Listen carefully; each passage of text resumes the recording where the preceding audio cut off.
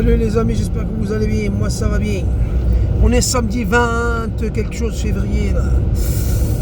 On est en train de rouler là. Ils m'ont donné une voiture de fonction pour aller récupérer un camion dans une autre ville, je sais pas quoi, blablabla. Bref, qu'est-ce que je voulais dire? Je voulais faire une petite vidéo rapidement, vous donner mon point de vue par rapport à ce qui se passe en Palestine occupée. Palestine occupée. J'ai imagé un peu le truc. Pourquoi je vous parle de ça? Parce qu'en ce moment là, le tribunal international de je sais pas quoi, là, le CIJ là, le tribunal international, le tribunal judiciaire, non, c'est ça, non, la cour judiciaire internationale, je crois, un truc comme ça. Il y a l'Algérie qui a parlé, l'Iran, l'Arabie Saoudite, blablabla, blablabla, blablabla. Ils ont tous condamné ce que fait le gouvernement Netanyahou, c'est sioniste, c'est lâche, qui bombardent des enfants, des femmes, machin. Et après, ils parlent. Il y a des gens, j'ai vu des vidéos, tout ça. Ils parlent de paix. Ils parlent de paix, la création de deux États. Bon, l'hypocrisie des pays occidentaux. Hein. Tu sais, les États-Unis, l'Europe, quand tu regardes dans l'histoire humaine, eh ben, les Occidentaux, tu regardes entre les colonisations, l'esclavage, les guerres. La Shoah, c'est les Occidentaux. Les guerres qu'il y a dans le monde, c'est les Occidentaux. Le massacre des Indiens d'Amérique, c'est les Occidentaux. La conquête de l'Amérique du Sud, Christophe Colomb, tout ça, c'est les Occidentaux. C'est toujours l'Occident qui fout la merde, qui va chez les autres, qui fout la merde et qui se croit tout permis, tout puissant. Tu vois. Mais non, mais c'est toujours eux qui sont là, qui veulent faire la morale aux gens. Tu vois. Mais bon, bref. Et là, tu vois, ça parle de... Moi, je comprends pas, voilà, j'arrive pas à comprendre la tête de ma mère. L'hypocrisie des États-Unis d'Amérique, tu vois. Joe Biden qui nous dit, ouais, dernièrement, il a fait une déclaration, il a dit un peu... ce qui se passe un peu là, à Gaza, c'est un peu trop lever le pied. Le mec, c'est lui qui donne les armes, c'est lui qui fournit les armes, c'est lui qui protège cet État, comment dire, ce gouvernement de criminels, d'assassins, de génocidaires, de pédocriminels, de tout ce que tu veux. Et après, ils viennent nous dire, ouais, non, c'est un peu trop. Non, mais t'es sérieux? Bah, fais comme dans les autres pays. Embargo, ne donnez plus d'argent, ne donnez plus d'armes. Hypocrisie totale, foutage de gueule total, tu vois. Et après, j'ai imaginé un peu le truc, la Palestine, par rapport à ce qu'ils nous disent, création de deux États, la paix, tout ça. Donc, je vais vous donner mon point de vue. Et vous me dites ce que vous en pensez, si vous voulez, par commentaire, d'accord? Alors, moi, comment je vois le truc?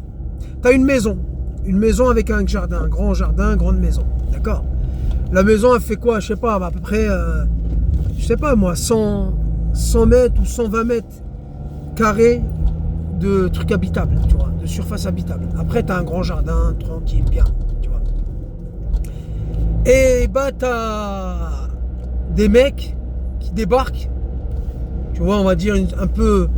Les gendarmes, un peu imagés là, on va dire. C'est les gendarmes, ils débarquent, ils toquent et ils te disent, ouais, bon, ta maison là, écoute, on a 5 personnes, ils ont pas où aller, ils dorment, ils sont à la rue, ils se sont fait agresser, machin, un truc bidule chouette, t'as pas le choix, c'est la loi, tu les accueilles, on te les impose, tu les accueilles chez toi, le temps que ça aille mieux pour eux, d'accord? Ok, tu les accueilles, t'as pas le choix, t'es forcé. Tu dis, bon, c'est pas grave, c'est les gendarmes, qu'est-ce que tu veux faire? On verra un peu plus tard quand ça ira mieux pour eux, ils dégageront d'ici, tu vois. Eux, ils arrivent, ils habitent chez toi, tu vois.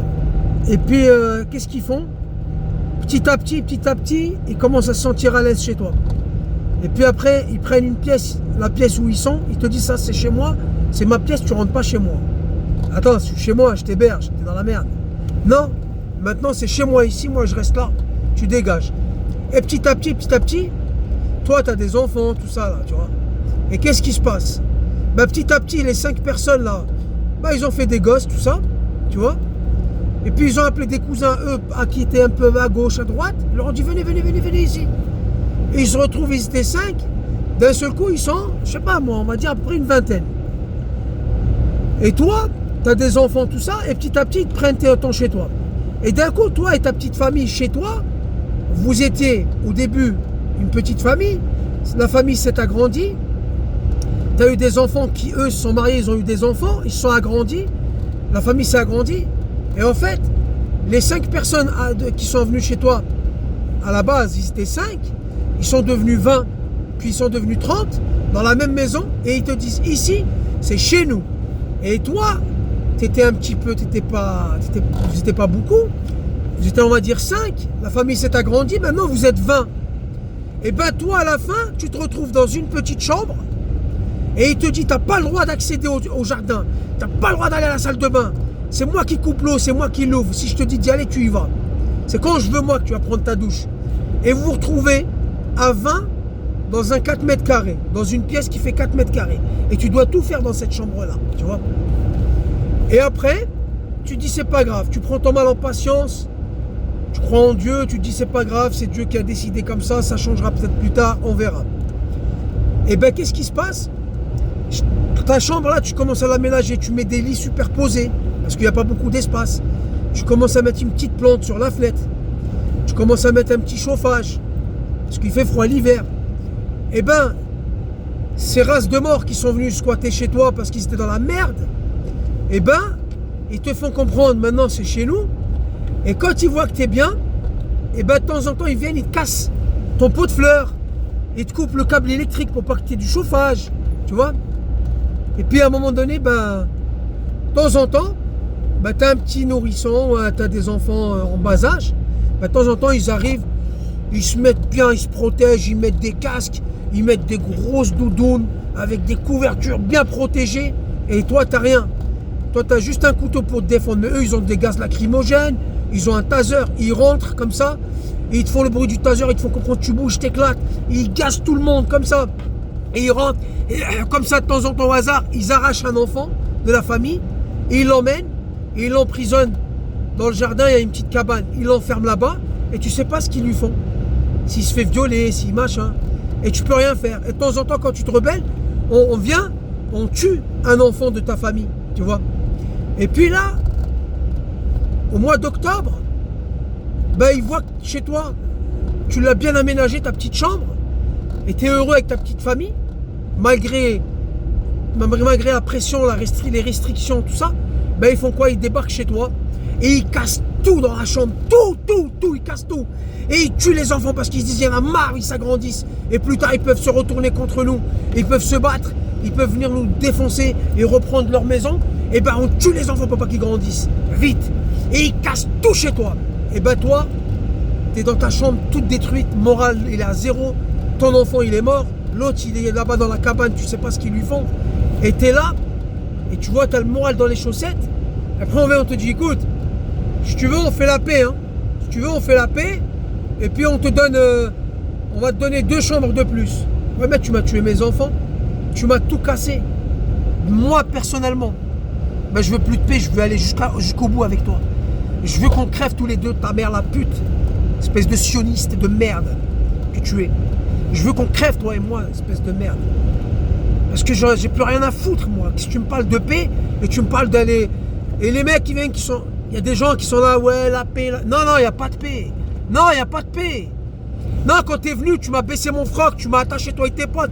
Vous m'avez enculé de force, tu vois. Vous m'avez pénétré de force. Vous m'avez violé. Ben moi, je vais pas aller pleurnicher. Moi, je suis dans la vengeance. Ne me parle plus de paix. Ça y est, ma rondelle, tu me l'as défoncé. Je ne me parle plus de paix. Nique sa mère, cette vie, tu vois. Ben là, c'est pareil ce qui se passe à Gaza, en Palestine occupée. C'est tout à fait ça, tu vois.